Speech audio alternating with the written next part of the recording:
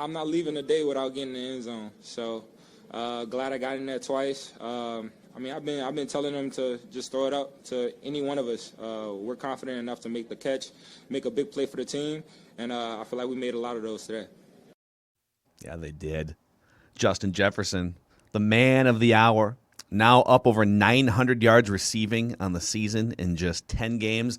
But, boys, let's get our guy in here. He is the most passionate Vikings fan and the most studious Vikings fan we know, and he never for a second lost faith in this football team. No. Randy in Cottage Grove, what's going on, man? A lot of people wanted to jump ship, as they say. Not me. No, I don't think. I mean, I felt like you teetered a little bit there. I feel like you might have cried at one point. I can't fully remember, but Well, as we've discussed, that's healthy, and you feel free to explore the space with your emotions. But at the end of the day, you come back to what you know and what you love. And for me, of course, for a lot of us, that's the purple. That's the best franchise in professional sports without a title, and I don't think anyone can debate that. Actually, real quick here, someone is debating that. Cheesehead TV is a Packers content platform. He's a bozo. Well, here's what he said. I mean, I think it's worth getting your thoughts here because these are some pretty harsh words from Aaron Nagler's Cheesehead TV on Twitter. Congrats on your phony midseason Super Bowl win against an ultra-depleted team, Vikings. Plastic, borderline expansion, soulless franchise that only lives to try and beat the Packers once a year. Good for you. Enjoy it. Well, that couple of things about Aaron Straggler, as we call him. He first of all, he's a fraud because he doesn't even live in Wisconsin anymore. He moved to New York, I believe. Second of all, so basically he admits there's nothing to do in Wisconsin, so he left, but he still claims the team. Two, I believe that gentleman grew up in Appleton, where the poor. If you ever drank there, the poors are weak. A lot of places, Wisconsin, they know how to get after it. But Appleton is kind of known for their weak-ass pours. Yeah, it's like a 3-2 town. It's a 3-2 town for sure. It's just that they don't know how to drink. Is it 2-3? 2-3? Whatever it's called. They don't know how to drink. So, Straggler, why don't you go ahead and look in the mirror? You got to call it Title Town. You got, I don't know, a couple Super Bowls from when there was 4 teams. Congratulations. Pittsburgh is Title Town. That's what. Why don't you go ahead and look across the landscape? You're not even a top 5 franchise in the NFL. Wow. Not even a top 5 franchise. That's a shot right there. And you come over to Cottage Grove, and we'll show you we'll show you a thing or two about championships. Yeah, from what, Randy? Softball, bowling. We for 17 years, this team, the senior gold team that I co-captain. And manage, by the way, we won 16 out of 17 championships. So that's me doing it on the field, Straggler. Where do you do it? Where do you go suit up? Do you play for the Green Bay? I don't think so. So quit your yapping and bitching and squawking. Wow, yeah. I thought the soulless part was a little bit of a low blow. He's a bozo. He's a blogger and a phony. Oh, wow. Yeah, he's just a podcaster. Lives in his mom's basement. God, he probably does. I mean, maybe his mom moved to New York too. She's got a basement. That's fine, but that's not. You go ahead and bitch and squawk, Straggler. We got the W. We walked with the and you want to talk about injuries? How about a little guy named Herb Smith Jr.? Yeah, he was going to be a stud this year. I was in fact, for a few games, I thought he was still playing, but. He was going to be a stud. He's not on the field. You want to lose one of the best defensive pass rushers in the league? He's out. We got injuries too. So that don't count. Why don't you go ahead and pay it off one more time before your quarterback goes and hosts Let's Make a Deal. I think is he up for that show too? I think Jeopardy was the. You got me all rat. I was coming in here ready to be celebrated, and now I want to go chest to chest with this Straggler guy. Well, why don't we? Okay, calm down. Yeah, hold on. we're not here to. You got your shots in. Yeah, we don't want to cause any violent issues here. So why don't you go on forward here with the stud stable? If I didn't have a flag, a TSA flag, I would go out to New York and have a word. You're flagged by TSA, Randy? It's temporary, but I can't fly for a minute. And if I could, I'd go have a word with him. I'll just say that. Boy. But we're looking ahead. We're looking. Okay. We're looking. Did you cause a problem on a plane? Say that again, Jeff. I said, did you cause a problem on a plane? No, there's a problem in the workplace, and it had a little ripple effect other areas of my life. Okay.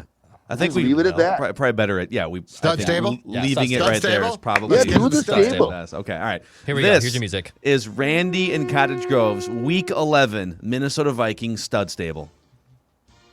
This is week 11 against the Green Bay Chokers. The Chokers with Aaron Codgers, the old guy at quarterback. They're overrated, and we proved it. And this is a stud stable, and I couldn't be happier. Should have been like 7th or 8th stud stable of the year, but it's number 5. That's okay. Starting out, this is a guy who a lot of people kind of wonder what are you gonna do? What are you gonna do when you come back to Minnesota? Well, he did a lot of stuff on Sunday. He was back there. He was so excited. He kind of jumped a little early a couple of times. But Everson Griffin, you're playing like the old Everson. You're making us snug. You're making us excited. And Everson, you're a stud. Yeah, hell yeah. I thought Everson. I think he actually lined up on the Packers side of the line of scrimmage. He's a couple excited. times. He's ready to rock. Yeah, he needs to calm down a little bit, just a little bit. But ready to rock. It's good to have He's a stud. back in the fold. Next up, we're gonna go right now, right over the coaching staff, because this guy got a lot of heat early. I think in a moment of confusion, said we should fire his ass, but now he looks like he might actually have a little something. It's a little something in the playbook. He draws up some real creative stuff, and that's Clint Kubiak. Clint, you might actually be a little chip off the old block. You keep this up. You keep the pressure on Zim, and I don't know if it's Ziggy or Mark or who told Zim to take a back seat for these plays, but you're calling them and they're working. Clint, you're a stud. I think he was a super dud a couple weeks ago, and I'm pretty sure you said he only has a job because of his last name. Through tears. Yeah. Okay, moving on. Now we're gonna go to the offense, which was really solid, and this is I'm gonna do a new thing here. We call it a double stud. It's 2 guys who get the same co stud with the double stud, and that's Adam Thielen and KJ Osborne. Both guys very solid, very good work, and really turning into a nice 3-headed monster. Adam and KJ, you're double studs. Ooh. And now Studs. there's going to be a guy. Now there's going to be a guy here. This is the super stud for this week, by the way. This is the second in line for the super duper stud. Okay. And I could have given this guy the super duper stud. I really could have, because he's been on the money. He got 2 picks the whole year. Kirk Cousins. A lot of people doubted you, and we do. And now we do like that. And Kirk, you've earned it. You are a super stud. You like that? You like that? And finally, I don't know how you can talk about this game without talking about the guy who broke it all open, who took all the misconceptions and all the thoughts that this is an offense without some sack. Well, it's got some sack, and it's got some swagger, and it's got a little bit of snugness moving all around the bar, at our bar anyway. We were rocking and rolling, and every time he caught a pass, it felt like it was longer than the last one. And this is a guy who we keep feeding the beast. There's no limit to how far we can go, and I'll say that right now. I guarantee to win against the Packers, if you guys recall, and I'm going to go ahead and say this team will make the playoffs and will make some noise if they just keep feeding the rock to this week's super duper stud, and that's Justin Jefferson. Justin, you are a super duper stud. Football. Yes. And with that, he's gone. Harry's gone. And Never- with that, there he's you go. gone. We Never explaining. Like, we can't ask follow-ups about the super duper stud, which I sort of lament. I think it's tough to find any holes to poke in that one, though. I half expected him to take a turn there because sometimes he'll veer off to the left a little bit, and like Tyler Conklin is the super duper stud. Last 2 weeks he's been on point. Yep. Last 2 weeks he's been on point. He is honed. I'm not sure I like the mention of snug at the bar and sack, but I'm just going to leave that. I'm just going to let that go. Oh, yeah, that may be a little uncomfortable, too. Well, Randy's stud stable here in Week 11 after a Vikings win over the Packers, presented by our friends at Federated Mutual Insurance Company. Federated's here. They're all about risk management, okay, which is exactly what we want the Vikings to avoid, okay? We want the Vikings to keep throwing caution to the wind, keep throwing 50-50 balls, live and die with Justin Jefferson. Well, your business, you want to make sure that your bottom line's protected. You want to make sure that your employees are protected and that you have a great risk management plan across all the different parts of your company, or country. I don't know, whatever. Country works, actually. Federated's here for you at federatedinsurance.com. And remember, at Federated, it's our business to protect yours. All right. Bonus statements. You guys got some bonus statements here? Oh, yeah, I got bonus statements. Yeah, there's a lot going on this weekend. Okay, let's go back. What are we on? I think we're on Declan here. Yeah, I can start. I'll have another Viking statement from Mike Zimmer. Mike Zimmer, you need to embrace Sunday Fun Day, okay? You need to embrace Sunday Fun Day. This was his comments after the game. You know how they say Sunday is fun day? It's not at all. End quote. Okay, What? Mike. Come on. Oh, you hear He's it? talking about the close games. Yeah. Yeah. He's It's talking not about for me. It's dude. Yeah, go ahead. You have to embrace Sunday Fun Day. All right, I embrace Sunday Fun Day by sitting it down and getting ready for Vent Line. And off-season and on-season Sunday Fun Days for Declan are two very different things. This is true. But when it's in the fall and football season, that's my Sunday Fun Day. And you need to embrace this game. That was one of the most fun football games that the Vikings have played in years. I would say it's probably the most enjoyable back-and-forth game since probably the Saints playoff game in 2019 in the Superdome. Like that was a fun game. Mike, you need to embrace Sunday Fun Day. This isn't about this. Come on. Legitimately, that quote actually kind of pissed me off. So this is your team. You're 11 weeks into the season. You've played 10 games, all of them close. You've had 7-point leads in all of your games. You've come from behind in a bunch of the games. Like, every game comes down to a nail-biter fourth quarter. This is the season you're having. Your team, by the way, has performed pretty well in a lot of these situations. You have to lean into this, Mike. You can't get done with that game and then tell your team and tell the media, oh, I hate these close games. It's not fun to play in these close games. Like, your team is sort of rallying around these close games and reveling in these close games. I want that message to be, we love this. We hope every single game is close down. Like, no, obviously we'd like to blow some opponents out. We need to be better in certain areas, but we invite close games because we know how to navigate close games and we know how to put teams away, as evidenced the last 2 weeks against 2 playoff teams. That's what I want him to say in that. So I was legitimately irked when I saw those quotes. Yeah. Also, if you are in a game where you are up by a score of 16-3 and it's getting late in the first half and it's 3rd and 1, pitching the ball to CJ Ham and not getting a yard so you have to punt is keeping the game close. Like if you're like, you know what, we should be winning games by more. Okay, Mike, here's how you do that. 3rd and 1, you go play action, Justin Jefferson, deep shot, touchdown. Guess what now? It is what, 23-3 at that point in time? So like that's how it's self-induced. That's the problem. It's self-induced because if you're going to take a shot like they did in the final quarter, to their credit, with the score tied, if you're going to take a deep shot to JJ, which is awesome, but it gets picked off, at least it looked like it was, then what's stopping you from putting the dagger in completely late in the second quarter when you can go up by 20? No, I know. So, like, if you don't, like, if this isn't Sunday Fun Day for me, well, then I got an idea. Pull away by taking that shot. And the Packers tend to be historically a front-running team. Like, they're not a team that's going to come from behind when they're down by 2 or 3 touchdowns very often. Go look at Aaron Rodgers' career like fourth quarter comebacks.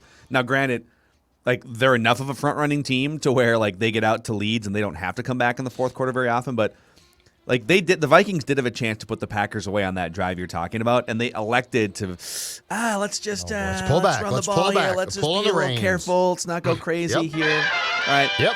All right. Kirk Cousins has been excellent in end game situations this season, and it's a vast difference from the previous 3 years as Viking starting quarterback. And I know that he almost threw a bad interception that would have probably changed this narrative if Savage hangs on to that pick, but such is life in the NFL. So not only did he tally his third successful game-winning drive yesterday, which ties his season high as a Viking. He had 3 last year as well. But he now ranks in situations inside 6 minutes of the fourth quarter or overtime, trailing by 2 scores or less or tied. So when his team needs him the most, you got to score to tie, you got to score to take the lead, to win the game, whatever it is, inside 6 minutes of the fourth quarter and overtime. He ranks first in passing yards, second in passing touchdowns, third in passer rating, has 0 interceptions, and in the 3 years leading up to this, he was near the bottom in all of these categories. Like, he was near the bottom in passer rating. His yards per attempt are up by like 2 yards per throw in those situations this year, and so he has been noticeably better at these end game scenarios where they know you're going to pass, you're going to get pressured. It's on you as a 10-year NFL veteran to figure it out and overcome a bad offensive line, overcome a team putting pressure on you. So credit to old Kirky McClutcherton, the fourth quarter pharaoh. The dagger doctor. That's right. The secondary Mr. slayer. Clutch. Yeah, that's You right. like that? Did you guys see him, by the way, pull up on that Vikings fan on his way home? Yes, that was yesterday amazing. Yes. On the interstate. Judge, did you see that? Yeah, I guess so. Yeah. Was it What? you? What do you mean? Were you driving the truck? No, Oh, you weren't. I saw it. Yeah. You did see it. Okay. Yeah, Why it do was you sort of- say that with such disdain? Yeah. Oh, I don't. No. It's just sort of weird. It's fine. No, it was fine. It was awesome. Like it was a Vikings van, like Yeah, a it's fan great. van, Yeah. and Cousins' wife is like rolling on it, and he's got his little like pullover sweater Yeah. on. I gotta be honest. And he drives up, Such a dad. starts honking, and he's like waving. These days, I wouldn't be stopping. These days, I'd be like, hey, A lot of Clark Griswold vibes with Kirk Cousins. I there. wouldn't be stopping. I wouldn't be stopping with what's going on. I wouldn't be stopping. What do you mean with no. what's going on? Like is A someone lot of gonna... carjackings, a lot of problems. I wouldn't be stopping. He's on the interstate, dude. He's on You 494 never and know. like 7. You never know. You never Well, know. I'm I guess Kirk there's Cousins. a chance that van could follow you home now. I'm Kirk Cousins. No, I'm not stopping. In fact, you know what? I'm going faster. Well, he did. He waved, Did. and then he sped by. It's great. No, You are. I'm going. I'm not going to wave. I'm going to speed by the whole time. It's Victory In fact, Monday. you know what? And You just I'm, have- yeah. I'm not In fact, feeling you know the what? vibes from Judd today. No. In I fact, think you know what? I think I'm going Judd tinted windows. No, I'm feeling the vibes big time. Are you kidding? I'm applauding the Vikings offensively. I loved what they did. That's not true. I just wouldn't stop. This is classic I Zolgad. wouldn't stop. I This wouldn't is the wave. backhanded I'd go. Zolgad. I'd go Not feeling tinted it. windows. I'd go tinted windows. Okay. I love on like Ventline right how now. you I'd be getting tinted windows. on Ventline yesterday, you emphasized about 3 or 4 times that someone is making Mike Zimmer be more aggressive offensively. Oh, they are. There's no question about that in Like my there's mind. like a shadow offensive. There's like a shadow replacement coach standing behind him. Who's making him do? Is it Ziggy? It's either Rick Spielman or Ziggy Wilf. Those are like the only two people that could make him do something. The players also basically something happened that's here. good. We're not finding out. That- Yeah, no, I'm not saying it's not. I'm saying I'm just curious.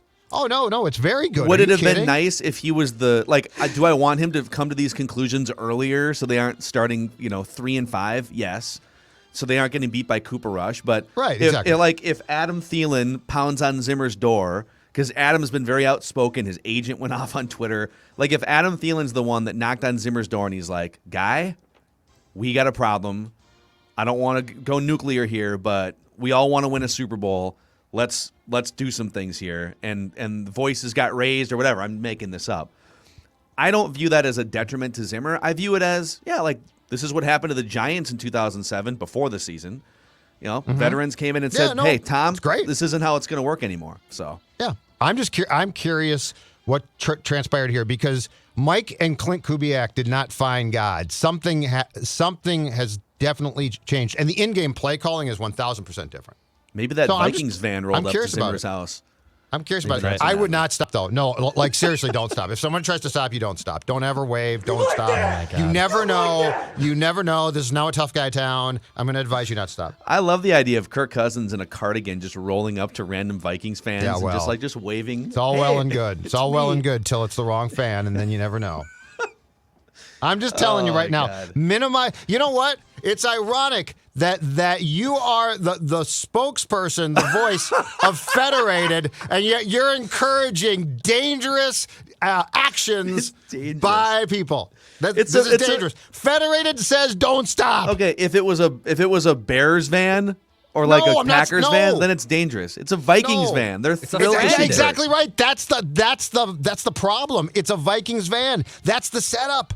The only dangerous thing is if you pull up, you wave, and if someone's got a fully decked out, like it was like a windowless Vikings van. It was a little creepy. Thank you. That if they follow you home, then it's creepy. I'm not. Yeah. That's why you have to tail I'm back just saying, and go behind Federated them does again. not encourage these actions. Risk management. Okay. All right, back to Judd here. Nothing says you have to be nice. Now what's your statement? Be a jerk. Be a jerk. Just be good at football. My statement is this, off of the previous discussion about what's transpired with the Vikings offense, Mike Zimmer, Clint Kubiak. Imagine what could be. We have seen, as I said on Ventline yesterday, we have seen the tip of the offensive iceberg these last 2 weeks. Like, we've seen just the very tip of it. There is so much more to get to here as far as what this offense can be and could be with the current personnel. And this is why I still think that there's a very good chance there's going to be a coaching change after the season. Because if you get, and I'm not saying anybody, but if you get the right people here in the head coaching position and the OC position who know how to utilize this whole thing, because we are now in a day and age of improvising and ideas. Like, I'll give you a perfect example. Is it Nwangu? Nwangu. Am I pronouncing? Nwangu, yeah. yes. Okay. Yes. Okay, can you imagine a package, as we've talked about, designed for him? And there would be. Like a lot of coaches would be, holy cow, this kid can run his cuts. He basically doesn't ever slow down during his cuts. We're going to come up with a package for him specifically. So imagine what could be if you had an offensive savant get their hands on this current personnel of Thielen, Jefferson, Osborne, Cousins, Cook. It would be incredible. So I urge you to watch and enjoy what we're seeing now and understand there are so many more layers that aren't going to be explored but could be eventually. Yep. No, I agree. But right now they have at least. I'm not going to be super nitpicky about like Kene Nwangu not getting 3 touches when they have at least figured out how to unlock Justin Jefferson. I'm just saying, imagine if we continue down this path and do more and more and more, because that exists. Mm-hmm. Mm-hmm. No, this is great. All right, Declan. All right, I have a bonus statement. It's a hockey one from the Minnesota Wild over this weekend. And my statement is, unfortunately, get ready for a divorce. Get ready for a divorce with Kevin Fiala and the Minnesota Wild. Something is brewing here, and it's not going to end very well. So, Judd and I talked about this on Judd's Hockey Show yesterday. Phil, I'll fill you in, pun intended, on what's kind of happened here in the last few days. So, when the Wild beat the Stars on Thursday, they won 7-2. They kicked their butt, but Fiala was benched in the third period, and not because they were up big, but because they were sick of his play. And he only played three third period shifts, so something was clearly up there. They asked him about it, and Dean says, we just got a lot of guys that are just trying to contribute here, and don't worry about it. But then on Saturday, he's removed from the top power play, and Fiala's made available in the post-game press conference, and he's asked, why were you removed off the power play? Fiala says, you have to ask Dean that. That's not my prerogative. When Dean Evison was asked about it, he said, we have conversations with all individuals. He shouldn't be telling you that. And then, for some odd reason, he gets even put more in the doghouse here. And Fiala's, I think, entire career, there's just something looming over him with this organization that they don't trust him and believe in him long term. It goes back to the last 2 years of him trying to get contract extensions and them not wanting to do that. Him getting removed from a power play when he is arguably your best player not named Kirill Kaprizov, at least talent-wise. And I think there's something brewing here, whether that's a scratch, whether that's a trade. They don't trust Kevin Fiala here long term. And with Guerin and Evison kind of changing the entire culture, not wanting distractions, not wanting BS, I think something's going to brew here, which is weird because the Wild are playing so well that it'd be strange for a big trade like this to happen early in the season, but something is brewing here, and I'm trying to figure out what it is, but Kevin Fiala and the Wild are not on the same page. Is it that so sometimes this happens where a guy thinks he should get like it's happening with Buxton, it happened with Barrios, where they want an extension, but they want to be paid what they think they're worth, and the team's like, we need to see a little bit more, and then it's just, well, you don't believe in me, and so then the relationship gets ruined. Is it that? Like, is it is it ill will toward the organization because the organization hasn't given him what he wants contractually, or is it something more with Evison? I think it's two things. He wanted a contract and he wanted to be locked up here long term, but they also view him as someone that's a bit of a liability. Like I view him as a legitimate top goal scorer. That's how I view him.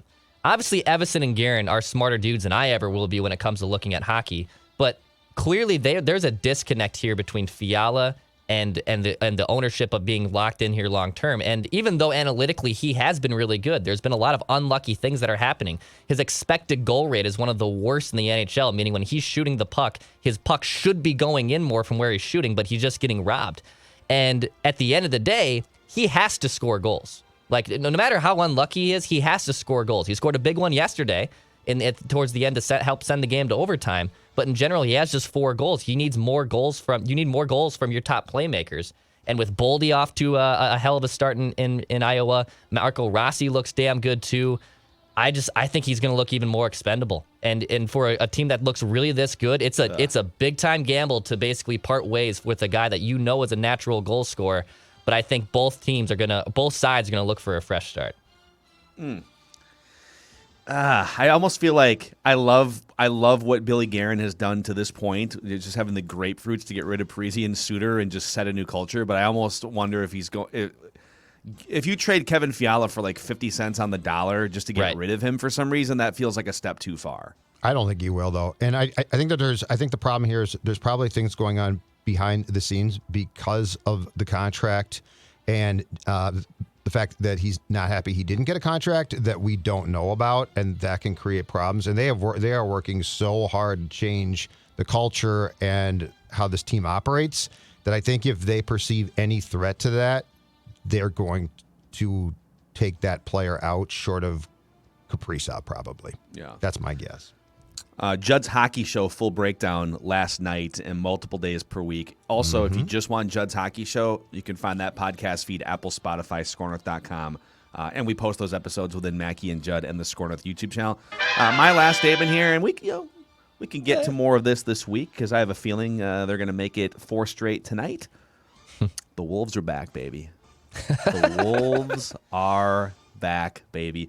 So 3 straight victories, and I would say as disappointing as the last 2 minutes were against Phoenix. Phoenix is one of the best teams in the NBA. They played Game 6 of the NBA Finals last year. So the last 4 games have looked really good. The 3 games after the Phoenix game, all blowout victories. They got Luke Walton fired basically from Sacramento, although that was just sort of the last Jenga brick to be pulled out. And they beat Memphis. And Memphis is a borderline playoff team that beat the Timberwolves in overtime about 3 weeks ago. They beat Memphis by 40 points. 43 points. Foot on the gas. Yes. So they have just found ways to keep these leads, which shouldn't be that much to ask. You build a 20-point lead. Don't blow it. But it's been a problem for them. 3 straight wins, and now they get the Pelicans tonight. Some tough games on the horizon. You play the Heat at home on Wednesday night, so another Cat Jimmy Butler showdown. But the Wolves have looked great the last 4 games. This is the team, and I will say this too. Tough to compare this apples to apples, but in terms of how long it's going to take a team to gel, remember that 2003-04 Timberwolves team that went to the Western Conference Finals, and that was a group of veterans. Kevin Garnett, Sam Cassell, Latrell Sprewell playing together for the first time. It took them like 20 games. I think they were a 500 team through like their first 20 games. And then you started to see, okay, now, like once you get into like mid-December, January, then they started to figure it out, and then they became the team. I am not at all saying that this is a Western Conference Finals team. Conference Finals? Are you saying? I am saying as a team that wants to make the playoffs. I don't have the flag here, so sorry, guys. I'm not exonerating them from some of these ridiculously bad losses that they've had, but they deserve 20, 30 games to figure out who they are. It's been 16 games to this point, and signs are pointing up. That's all I'm saying. The LeBron James, Dwayne Wade, Chris Bosh team was like only 500 through their first 20 games. See, Judd? See, Judd? Sometimes You're even doubting Hall them. of Fame dynasties. No, I think that's great. I think your enthusiasm is great. Not 3, it's very not cute. 4, not 5. Just don't stop on the street for some guy in a van, okay? In a Wolves, are there Wolves vans out there even? There might be, and you know what? I would hope Cat and Ant don't stop for him. I was talking to my barista at the local coffee shop on the way in there. She was wearing a Bucks shirt, and it was a Bucks and 6 shirt. I was just saying, like, I just want the Wolves to make the playoffs. So, like, we got like Wolves as 10. Like, what we got to come up with some similar awesome saying. Like, I loved Bucks and 6. I thought that was a great little chant here. We got to figure out something like Wolves as 10, just like something similar to get us hyped up here. Check this out, boys. What do you got? Oh God! Oh God! Oh Judd! Look at this guy right here. Look at that! Look at that! Oh, there it is! Timberwolves! Hold on. Wait for it. Oh my God! He's got something. Wait, no. Here comes Macadac. What's that? Whose music is that? Is By that God! Macadac's music? What's he got going here? Macadac. I can't do it. Here comes.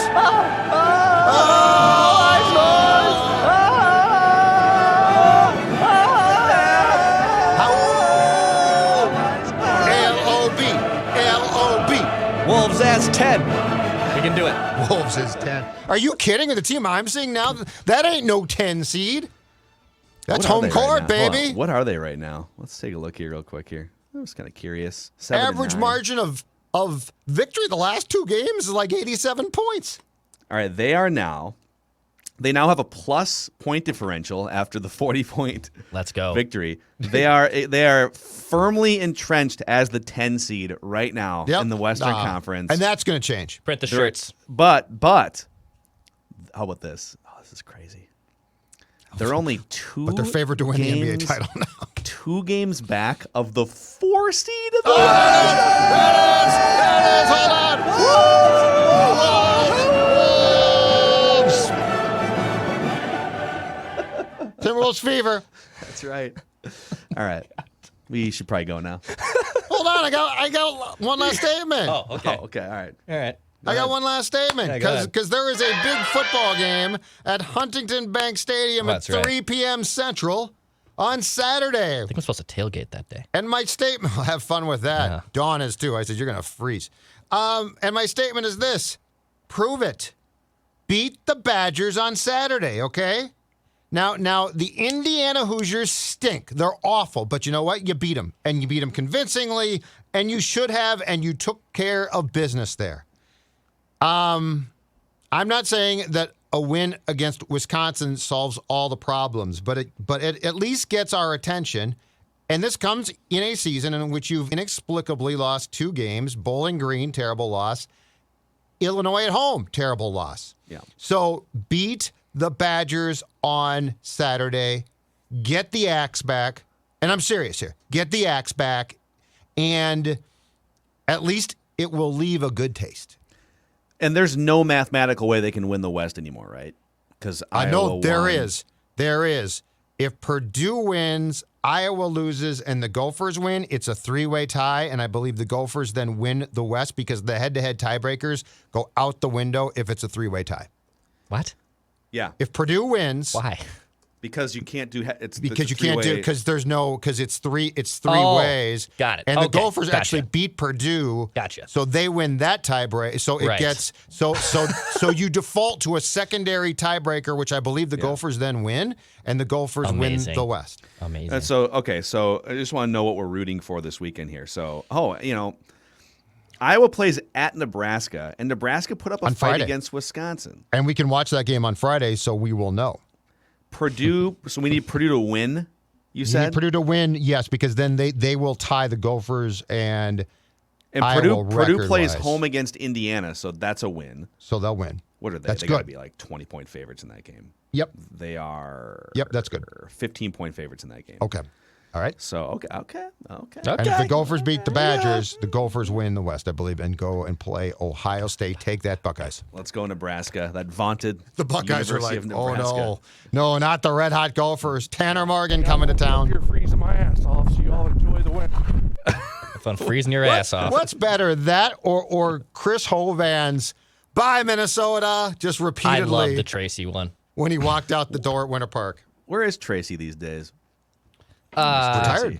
I think he retired. Yeah. He I think he went and consulted for somebody. He resigned as Mike Leach's That's right. DC last year, he and did then I lose think a bunch he of went, weight. Yeah, he lost weight, and goodbye Minnesota. Praise my ass. God, that was. Freezing my ass off. I'll say this: Mark Coyle's been far from perfect. That was a good decision. Yeah. Yep, that's For all the pushback that got from certain people, that was a good decision. Yeah, And yeah. by that I mean Pat Royce. well. Pat loves the sort of the grizzled, the Tom Thibodeau. It's also the curmudgeon, the Jerry Kills. It's also the What's wrong with Tracy? What's the public saying? I'm saying the opposite. Yep. Yeah. That was in full effect on Friday. So. All right, we gotta go. We gotta go. All right, we'll see you guys. If you missed Ventline, check it out. Ventline was great yesterday. A bunch of first-time callers to the most fan-friendly, interactive show in Minnesota sports. And Purple Daily, pie chart of praise today, so don't miss that. We'll see you guys tomorrow.